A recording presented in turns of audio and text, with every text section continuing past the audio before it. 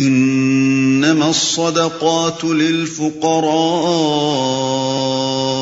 والمساكين والعاملين عليها والمؤلفة قلوبهم وفي الرقاب والغارمين وفي سبيل الله وابن السبيل فريضة من الله واللہ علیم حکیم۔ یہ صدقات تو دراصل فقیروں اور مسکینوں کے لیے ہیں، اور ان لوگوں کے لیے جو صدقات کے کام پر مامور ہوں، اور ان کے لیے جن کی تالیف قلب مطلوب ہو، نیز یہ گردنوں کے چھڑانے اور قرضداروں کی مدد کرنے میں اور راہ خدا میں اور مسافر نوازی میں استعمال کرنے کے لیے ہیں۔ ایک فریضہ ہے اللہ کی طرف سے، اور اللہ سب کچھ جاننے والا اور دانا و بینا ہے۔ فقیر سے مراد ہر وہ شخص ہے جو اپنی معیشت کے لیے دوسرے کی مدد کا محتاج ہو۔ یہ لفظ تمام حاجت مندوں کے لیے عام ہے، خواہ وہ جسمانی نقص یا بڑھاپے کی وجہ سے مستقل طور پر محتاج اعانت ہو گئے ہوں، یا کسی عارضی سبب سے سر دست مدد کے محتاج ہوں، اور اگر انہیں سہارا مل جائے تو آگے چل کر خود اپنے پاؤں پر کھڑے ہو سکتے ہوں، مثلا یتیم بچے، بیوہ عورتیں، بے روزگار لوگ، اور وہ لوگ جو وقتی حوادث کے شکار ہو گئے ہوں۔ مسکنت کے لفظ میں عاجزی، درماندگی، بیچارگی اور ذلت کے مفہومات شامل ہیں۔ اس اعتبار سے مساکین وہ لوگ ہیں جو عام حاجت مندوں کے بنسبت زیادہ خستہ حال ہوں۔ نبی صلی اللہ علیہ وسلم نے اس لفظ کی تشریح کرتے ہوئے خصوصیت کے ساتھ ایسے لوگوں کو مستحق امداد ٹھہرایا ہے جو اپنی ضروریات کے مطابق ذرائع نہ پا رہے ہوں اور سخت تنگ حال ہوں، مگر نہ تو ان کی خودداری کسی کے آگے ہاتھ پھیلانے کی اجازت دیتی ہو، اور نہ ان کی ظاہری پوزیشن ایسی ہو کہ کوئی انہیں حاجت مند سمجھ کر ان کی مدد کے لیے ہاتھ بڑھائے۔ چنانچہ حدیث میں اس کی تشریح یوں آئی ہے کہ مسکین وہ ہے جو اپنی حاجت بھر مال نہیں پاتا اور نہ پہچانا جاتا ہے کہ اس کی مدد کی جائے، اور نہ کھڑا ہو کر لوگوں سے مانگتا ہے، گویا وہ ایک ایسا شریف آدمی ہے جو غریب ہو۔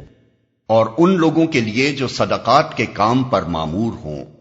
یعنی وہ لوگ جو صدقات وصول کرنے اور وصول شدہ مال کی حفاظت کرنے اور ان کا حساب کتاب لکھنے اور انہیں تقسیم کرنے میں حکومت کی طرف سے استعمال کیے جائیں۔ ایسے لوگ خواہ فقیر و مسکین نہ ہوں، ان کی تنخواہیں بہرحال صدقات ہی کی مدد سے دی جائیں گی۔ یہ الفاظ اور اسی سورہ کی آیت 103 کے الفاظ خذ من اموالہم صدقہ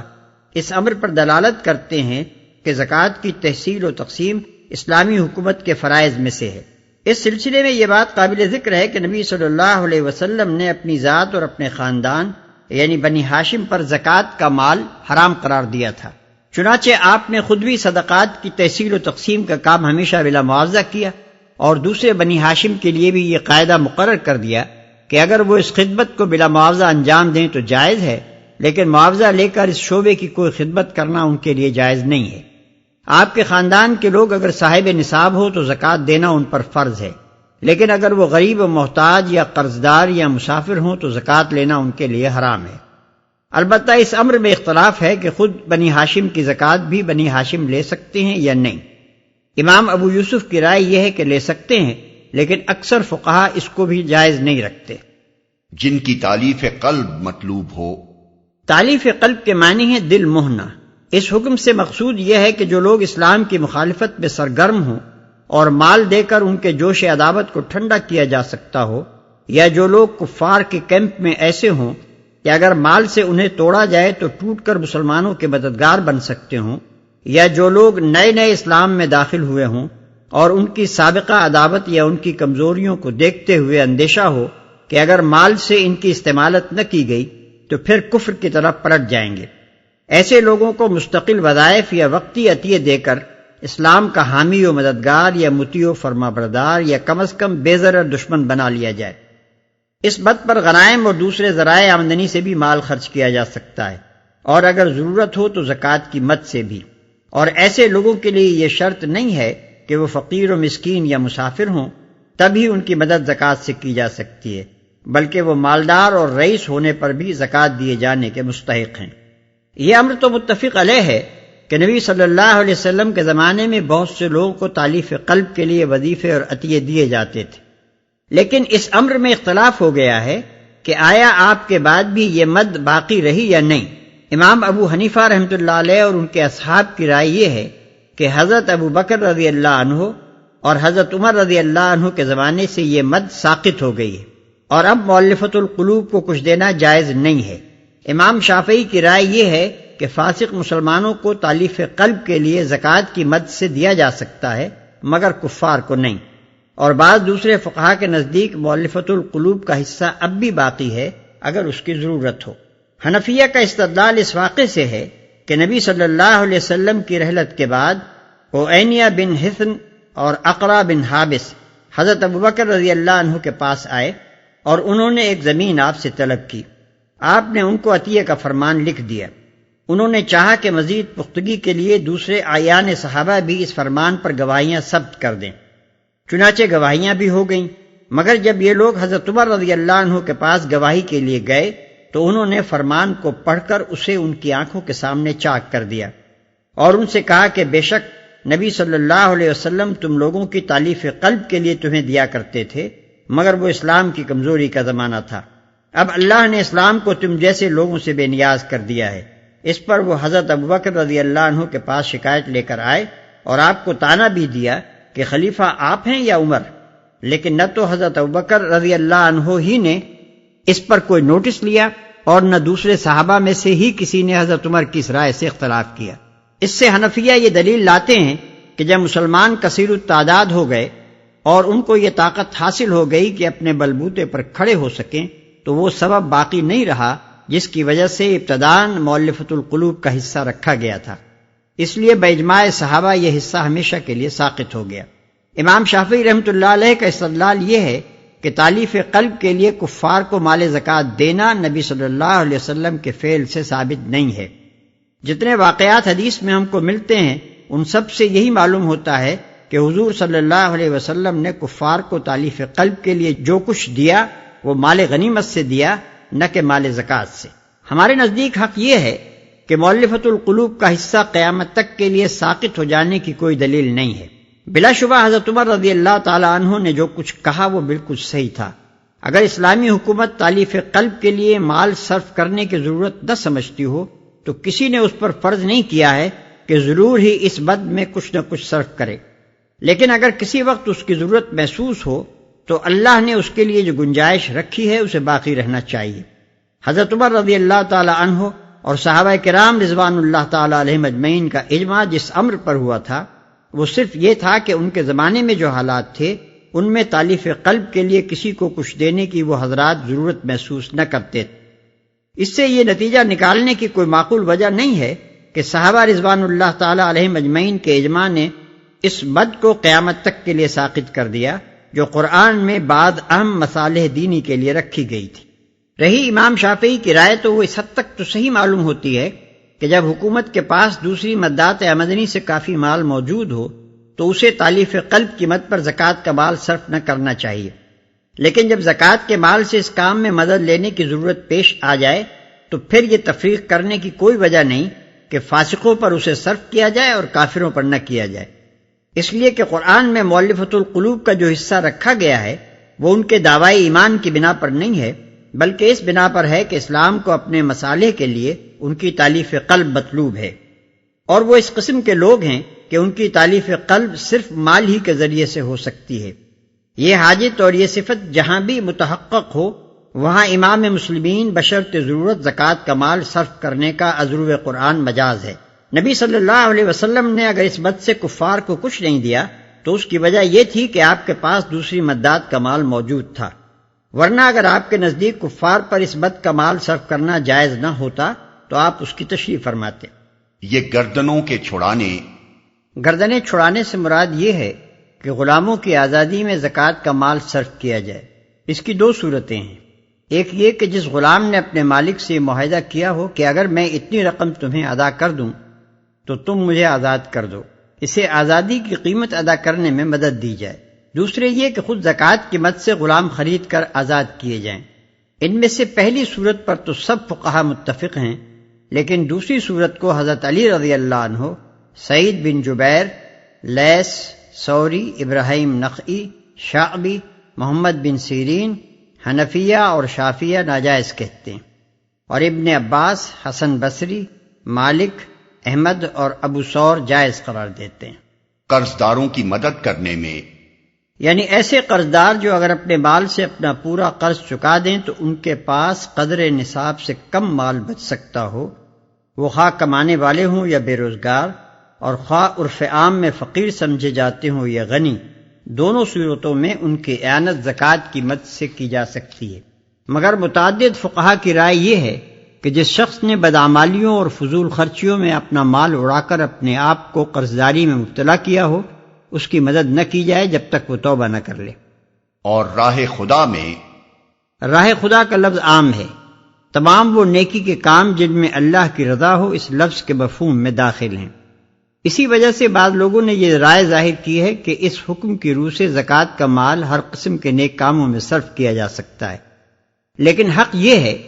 اور ائمہ سلف کی بڑی اکثریت اسی کی قائل ہے، کہ یہاں فی سبیل اللہ سے مراد جہاد فی سبیل اللہ ہے،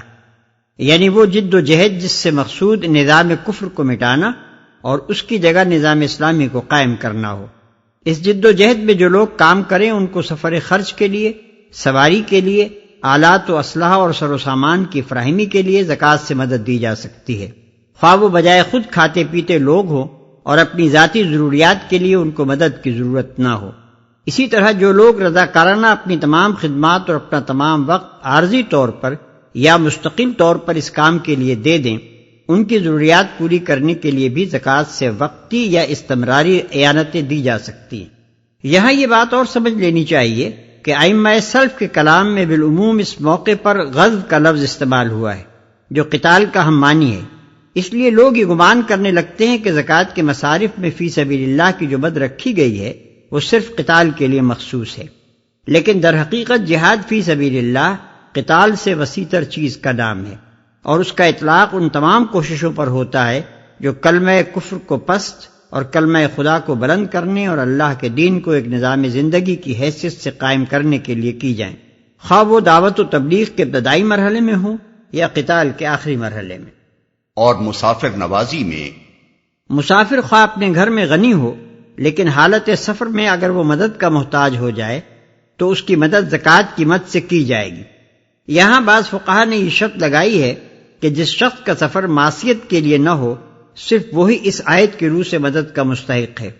مگر قرآن و حدیث میں ایسی کوئی شرط موجود نہیں ہے، اور دین کی اصولی تعلیمات سے ہم کو یہ معلوم ہوتا ہے کہ جو شخص مدد کا محتاج ہو اس کی دستگیری کرنے میں اس کی گناہگاری مانے نہ ہونی چاہیے، بلکہ فی الواقع گناہگاروں اور اخلاقی پستی میں گرے ہوئے لوگوں کی اصلاح کا بہت بڑا ذریعہ یہ ہے کہ مصیبت کے وقت ان کو سہارا دیا جائے اور حسن سلوک سے ان کے نفس کو پاک کرنے کی کوشش کی جائے۔ وَمِنْهُمُ الَّذِينَ يُؤْذُونَ النَّبِيَّ وَيَقُولُونَ هُوَ أُذُنٌ قُلْ أُذُنُ خَيْرٍ لَكُمْ يُؤْمِنُ بِاللَّهِ وَيُؤْمِنُ لِلْمُؤْمِنِينَ وَرَحْمَةٌ لِلَّذِينَ آمَنُوا مِنْكُمْ وَالَّذِينَ يُؤْذُونَ رَسُولَ اللَّهِ لَهُمْ عَذَابٌ أَلِيمٌ۔ ان میں سے کچھ لوگ ہیں جو اپنی باتوں سے نبی کو دکھ دیتے ہیں اور کہتے ہیں کہ یہ شخص کانوں کا کچا ہے۔ کہو وہ تمہاری بھلائی کے لیے ایسا ہے، اللہ پر ایمان رکھتا ہے اور اہل ایمان پر اعتماد کرتا ہے، اور سراسر رحمت ہے ان لوگوں کے لیے جو تم میں سے ایماندار ہیں، اور جو لوگ اللہ کے رسول کو دکھ دیتے ہیں ان کے لیے دردناک سزا ہے۔ کانوں کا کچا ہے۔ منافقین نبی صلی اللہ علیہ وسلم کو جن عیوب سے متہم کرتے تھے ان میں سے ایک یہ بات بھی تھی کہ حضور صلی اللہ علیہ وسلم ہر شخص کی سن لیتے تھے اور ہر ایک کو اپنی بات کہنے کا موقع دیا کرتے تھے۔ یہ خوبی ان کی نگاہ میں عیب تھی۔ کہتے تھے کہ آپ کانوں کے کچے ہیں، جس کا جی چاہتا ہے آپ کے پاس پہنچ جاتا ہے، جس طرح چاہتا ہے آپ کے کان بھرتا ہے اور آپ اس کی بات مان لیتے ہیں۔ اس الزام کا چرچا زیادہ تر اس وجہ سے کیا جاتا تھا کہ سچے اہل ایمان ان منافقین کی سازشوں اور ان کی شرارتوں اور ان کی مخالفانہ گفتگوؤں کا حال نبی صلی اللہ علیہ وسلم تک پہنچا دیا کرتے تھے، اور اس پر یہ لوگ سیخ پا ہو کر کہتے تھے کہ آپ ہم جیسے شرفاء و معززین کے خلاف ہر کنگلے اور ہر فقیر کی دی ہوئی خبروں پر یقین کر لیتے ہیں۔ وہ تمہاری بھلائی کے لیے ایسا ہے۔ جواب میں ایک جامع بات ارشاد ہوئی ہے جو اپنے اندر دو پہلو رکھتی ہے۔ ایک یہ کہ وہ فساد اور شر کی باتیں سننے والا آدمی نہیں ہے، بلکہ صرف انہی باتوں پر توجہ کرتا ہے جن میں خیر اور بھلائی ہے، اور جن کی طرف التفات کرنا امت کی بہتری اور دین کی مصلحت کے لیے مفید ہوتا ہے۔ دوسرے یہ کہ اس کا ایسا ہونا تمہارے ہی لیے بھلائی ہے۔ اگر وہ ہر ایک کی سن لینے والا اور ضبط و تحمل سے کام لینے والا آدمی نہ ہوتا تو ایمان کے وہ جھوٹے دعوے اور خیر سگالی کی وہ نمائشی باتیں اور راہ خدا سے بھاگنے کے لیے وہ عذرات لنگ جو تم کیا کرتے ہو، انہیں صبر سے سننے کے بجائے تمہاری خبر لے ڈالتا اور تمہارے لیے مدینے میں جینا دشوار ہو جاتا۔ بس اس کی یہ صفت تو تمہارے حق میں اچھی ہے نہ کہ بری۔ اہل ایمان پر اعتماد کرتا ہے، یعنی تمہارا یہ خیال غلط ہے کہ وہ ہر ایک کی بات پر یقین لے آتا ہے۔ وہ چاہے سنتا سب کی ہو، مگر اعتماد صرف انہی لوگوں پر کرتا ہے جو سچے مومن ہیں۔ تمہاری جن شرارتوں کی خبریں اس تک پہنچیں اور اس نے ان پر یقین کیا، وہ بد اخلاق چغل خوروں کی پہنچائی ہوئی نہ تھیں، بلکہ صالح اہل ایمان کی پہنچائی ہوئی تھیں، اور اسی قابل تھی کہ ان پر اعتماد کیا جاتا۔ يحلفون بالله لكم ليرضوكم والله ورسوله أحق أن يرضوه إن كانوا مؤمنين۔ یہ لوگ تمہارے سامنے قسمیں کھاتے ہیں تاکہ تمہیں راضی کریں، حالانکہ اگر یہ مومن ہیں تو اللہ اور رسول اس کے زیادہ حقدار ہیں کہ یہ ان کو راضی کرنے کی فکر کریں۔ أَلَمْ يَعْلَمُوا أَنَّهُ مَن يُحَادِدِ اللَّهَ وَرَسُولَهُ فَأَنَّ لَهُ نَارَ جَهَنَّمَ خَالِدًا فِيهَا ذَلِكَ الْخِزْيُ الْعَظِيمُ۔ کیا انہیں معلوم نہیں ہے کہ جو اللہ اور اس کے رسول کا مقابلہ کرتا ہے اس کے لیے دوزخ کی آگ ہے جس میں وہ ہمیشہ رہے گا، یہ بہت بڑی رسوائی ہے۔ يَحْذَرُ الْمُنَافِقُونَ أَن تُنَزَّلَ عَلَيْهِمْ سُورَةٌ تُنَبِّئُهُم بِمَا فِي قُلُوبِهِمْ قُلِ اسْتَهْزِئُوا إِنَّ اللَّهَ مُخْرِجٌ مَا تَحْذَرُونَ۔ یہ منافق ڈر رہے ہیں کہ کہیں مسلمانوں پر کوئی ایسی صورت نازل نہ ہو جائے جو ان کے دلوں کے بھید کھول کر رکھ دے۔ اے نبی، ان سے کہو اور مذاق اڑاؤ، اللہ اس چیز کو کھول دینے والا ہے جس کے کھل جانے سے تم ڈرتے ہو، جو ان کے دلوں کے بھید کھول کر رکھ دے۔ یہ لوگ نبی صلی اللہ علیہ وسلم کی رسالت پر سچا ایمان تو نہیں رکھتے تھے، لیکن جو تجربات انہیں پچھلے 8-9 برس کے دوران میں ہو چکے تھے، ان کی بنا پر انہیں اس بات کا یقین ہو چکا تھا کہ آپ کے پاس کوئی نہ کوئی فوق الفطری ذریعہ معلومات ضرور ہے جس سے آپ کو ان کے پوشیدہ رازوں تک کی خبر پہنچ جاتی ہے، اور بسا اوقات قرآن میں جسے وہ حضور صلی اللہ علیہ وسلم کی اپنی تصنیف سمجھتے تھے، آپ ان کے نفاق اور ان کی سازشوں کو بے نقاب کر کے رکھ دیتے ہیں۔ وَلَئِن سَأَلْتَهُمْ لَيَقُولُنَّ